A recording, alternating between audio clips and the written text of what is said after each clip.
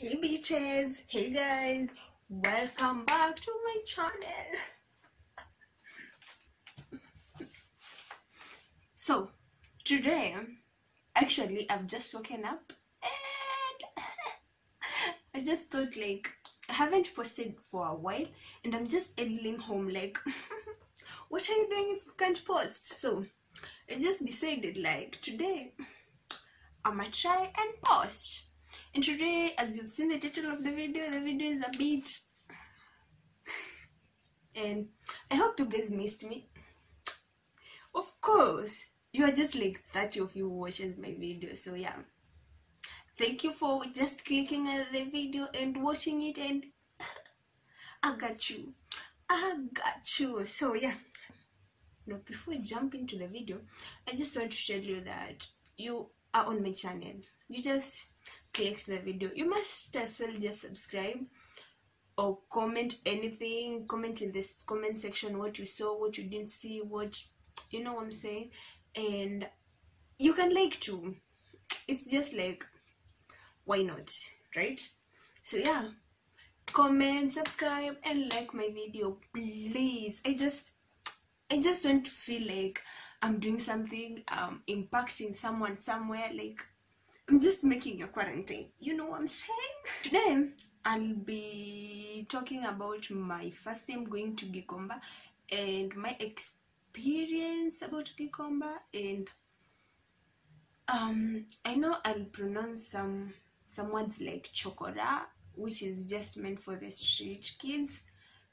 People think it's not appropriate to call them that, but if I just offend you, I'm sorry. So let's jump into the video. So there's this day that, guys, I'm just removing my dreadlocks because neza fuga chawa. So there's this time I was just bored in town and decided why not go to Gikomba? Because I didn't like, I was coming from school and I was in town, Nairobi town, and I was just like, I'm bored and I need something to do with my life or something. And I decided, why not just go to Gikomba and I had gone to Gikomba in the first place. I had gone to Gikomba before. And I just decided, why not go to Gikomba and familiarize myself with it before? Because the first time I went to Gikomba, I went with my cousin and it was an amazing experience. I liked it, and that's why I wanted just to go know the place, you know everything they're selling, know blah blah blah. And yeah, so I decided, me and my human beings and everything in my body, my guts tell me going to Gikomba, it's a good idea. So I leave town, I take their matatus, I just near Afya Center. I don't know the place exactly, I just know where they are, but I don't know how the place is called.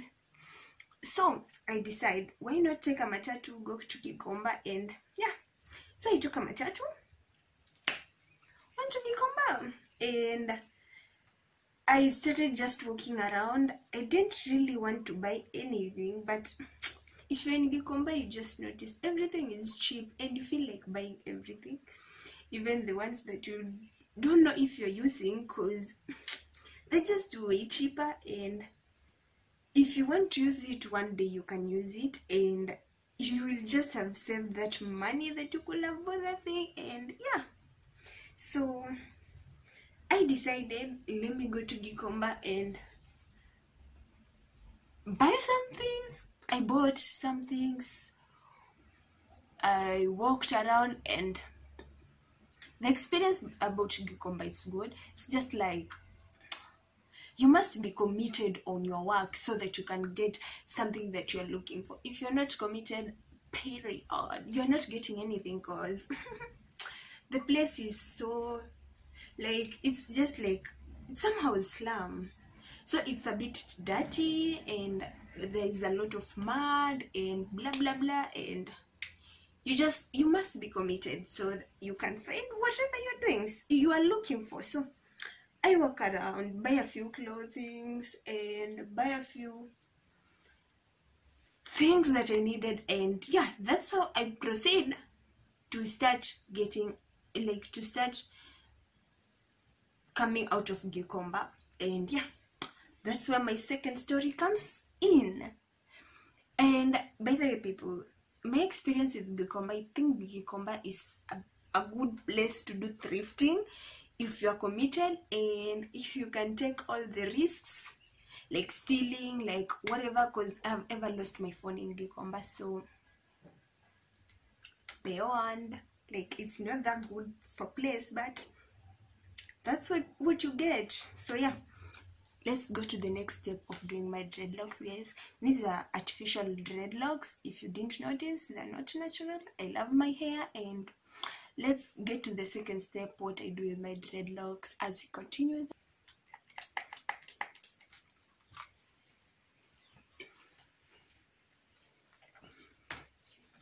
So society believes that when women are sexually harassed, it's their fault. But I think that people should grow up. Like, sexual harassment in the 21st century has just been like somebody eating, or like people losing weight. Like, it's just a common thing and people don't take it seriously, but it affects some people. And I don't know how to explain this, but it's not just my biggest suit to these people who sexually harasses people, and I don't think it's really a good idea, but we live in these worlds. Back to my story. So when I was leaving Gikomba, a street boy approaches me. He asks for money.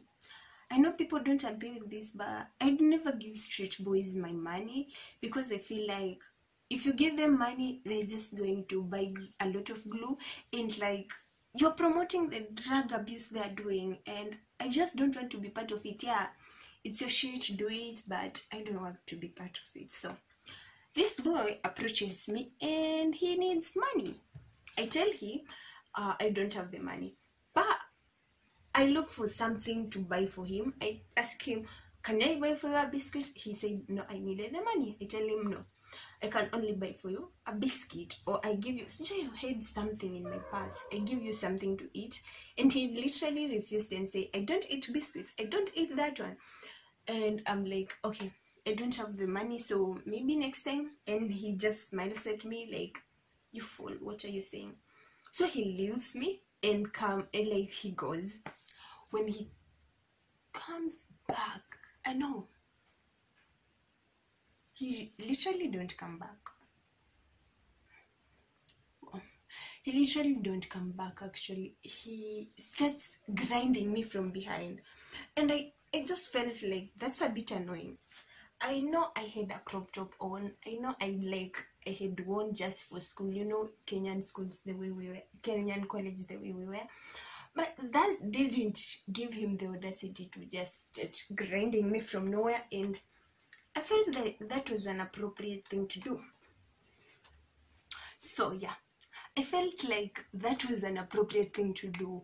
But there was a guy behind the kid, and the guy just started saying like, yo, why do you wear crop tops if you don't want somebody to grind you to touch your ass, like, to do?